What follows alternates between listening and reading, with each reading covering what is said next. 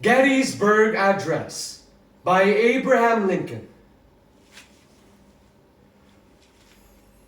Fourscore-and-7 years ago, our fathers brought forth on this continent a new nation conceived in liberty and dedicated to the proposition that all men are created equal.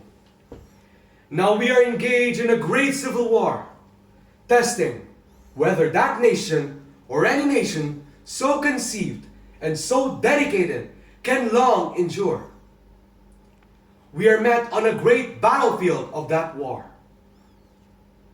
We have come to dedicate a portion of that field as a final resting place for those who here gave their lives that the nation might live.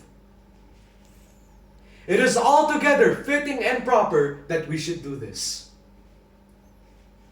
But, in a larger sense, we cannot dedicate, we cannot consecrate, we cannot hollow this ground.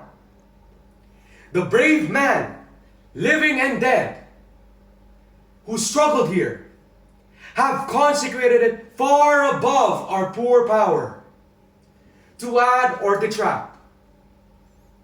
The world will little note, nor long remember what we say here, but it can never forget what they did here.